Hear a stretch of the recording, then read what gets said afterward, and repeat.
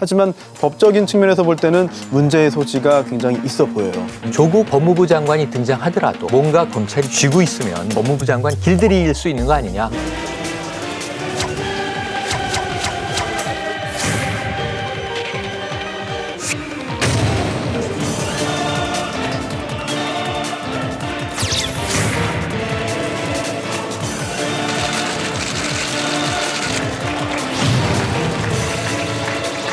역사상 피의자인 후보자를 인사청문회에 올린 적이 없었습니다.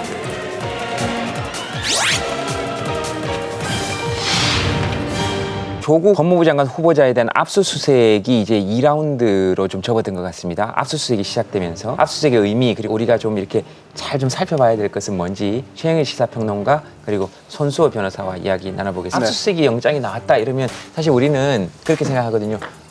좀 뭐가 있구나 이제. 그렇게 생각하는데 어떻게 봐야 됩니까? 지금 고소 고발 건이 있거든요. 조국 후보자에 대한. 따라서 검사는 수사를 해야 됩니다. 또 범죄 혐의를 확인해서 기소한 후에 형사처벌로 이어지게 하는 것도 이제 검사의 임무이고, 또 반대로 수사를 해봤더니 혐의가 없으면 불기소 처분으로 끝날 수도 있거든요. 수사에는 또 양쪽 방향이 다 있는 겁니다. 그런데 검사가 수사하기 위해서는 수사를 할 수 있는 자료가 필요해요. 자발적으로 제공받으면 좋겠습니다만 그렇게 하기 어려운 경우도 있습니다. 따라서 강제로 수사하는 경우가 있는데요. 검사가 청구하고 법원이 영장을 발부하면 그 영장을 가지고 압수수색을 할 수 있죠. 이번에 그렇게 진행이 된 겁니다. 그런데 일단 검사가 청구했고 법원에서 압수수색 영장을 발부해줬다는 얘기는 법원도 일단 최소한의 범죄 소명은 이루어졌고 또 압수수색의 필요성이 있다고 본 거는 맞아요. 따라서 조국 후보자 측에서도 대응을 해야 될 텐데, 다만 압수수색이라는 게 사실관계를 확인하기 위한 절차적인 그런 성격도 있습니다. 그리고 또 검사가 청구한 것 중에 받아들여지지 않은 부분이 얼마나 있을지도 알 수 없어요. 그리고 또 압수수색한 후에 불기소 처분으로 끝나는 경우도 적지 않습니다. 또 기소해도 무죄 판결 나오는 경우도 적지 않고요. 거기에 더해서 지금 조국 후보자에 대한 압수수색인지 아니면 주변인에 대한 것인지, 엄밀히 보면 주변인에 대한 압수수색이거든요. 이런 걸 종합해 볼 때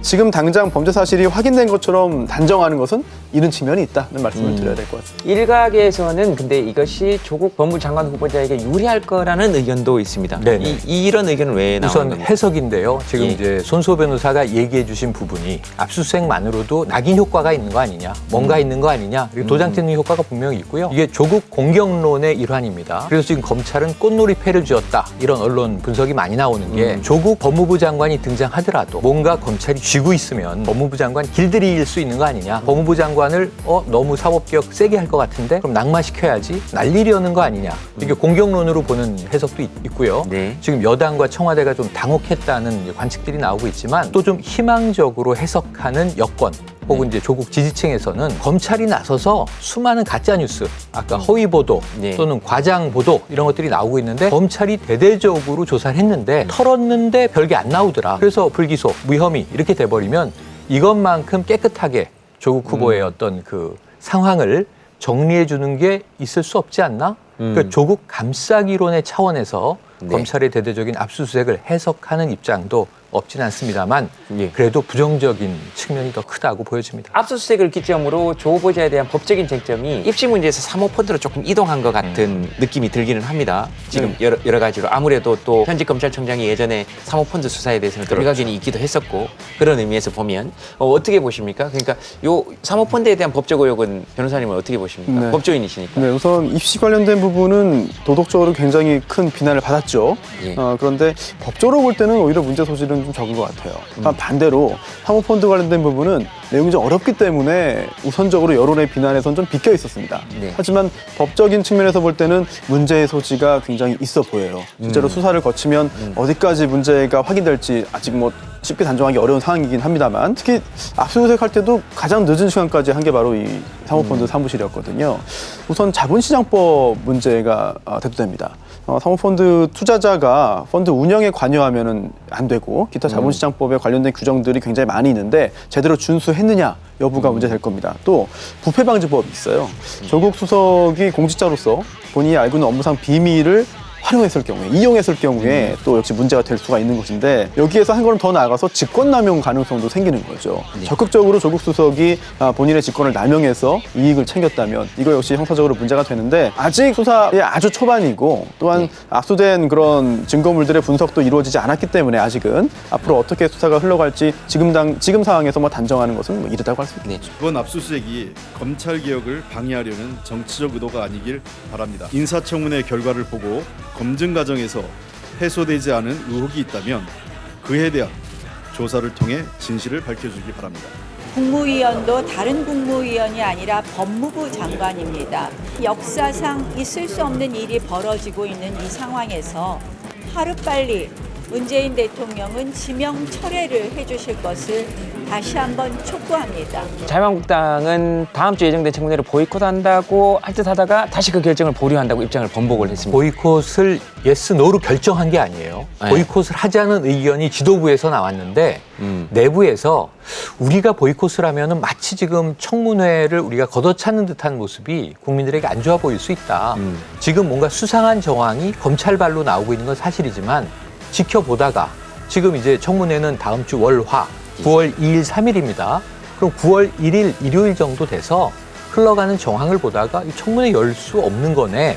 이 죄과가 크네. 이렇게 드러난다면 그때 보이콧해도 되지 않느냐. 즉 너무 일찍 보이콧하고 우리가 국민들에게 비난받지 말자. 그러니까 지금은 좀 보류입니다. 보이콧을 포기한 게 아니라 보이콧 보류, 유보 이렇게 봐야 될 것 같고요. 하루하루 지금 팽팽한 나날이 9월 2일까지 연이어질 것 같습니다. 또 지금 아직까지 조국 후보자 본인의 범법 행위가 드러나진 않았거든요. 하지만 수사가 진행되면서 그런 것들이 확인된다면 법조계의 의견이 좀 더 모이지 않을까 그런 짐작도 듭니다. 또 압수수색 당일 압수수색의 결과인 압수물의 내용이 그대로 언론에 보도됐거든요. 이거 법조계에서는 이거 역시 굉장히 중요하게 보고 있어요. 그래서 지금 검찰이 그걸 중요하게 보는 이유는 이거는 과거의 어떤 검찰의 잘못이 다시 재현되는 거 아니냐라는 그런 우려를 하고 있는 것이고요. 네. 지금 검찰이 물론 본분입니다. 당연히 해야 되는 거죠. 네. 살아있는 권력을 겨눴어요. 그렇다면 검찰 조직 내부에 있는 문제점도 외면하지 않기를 지금 바라는 분들이 많이 있습니다. 지난 한 주간 여론도 굉장히 중요하다 이렇게 얘기를 하셨던 기억도 나고요. 맞습니다. 네, 앞으로 어떻게 전개될 것 자, 같습니까? 지난 주말 여론이 중요하다 말씀드렸는데 처음에는 조국 후보의 임명 찬성이 좀 높았어요. 네. 그리고 반대가 팽팽하지만 낮았지만 팽팽해졌다가 박빙이 됐다가 뒤집어졌습니다. 지난 주말을 거치면서. 네. 그러니까 이제 조국 후보 임명 반대 여론이 높아졌고 네. 찬성 여론은 극히 낮아졌는데 네. 그럼 찬성이다 반대로 간 게 아니라 중간에 유보라고 하는 유보 30% 이상이 지금 유보로 대기하고 있는데 뭐가 유보냐? 청문회를 보고 찬성인지 반대인지 결정하겠다. 그러면 네. 지금 뭐가 남았냐면요. 다음 주 초에 조국 후보의 어깨가 아주 무겁습니다.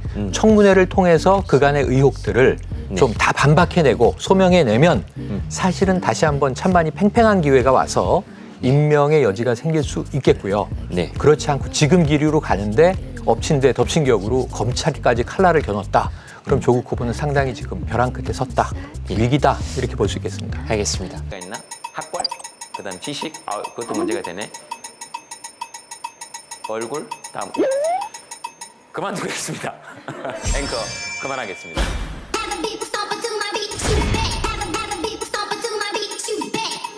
뉴스가 원래 이렇게 막 다 지나다닙니까?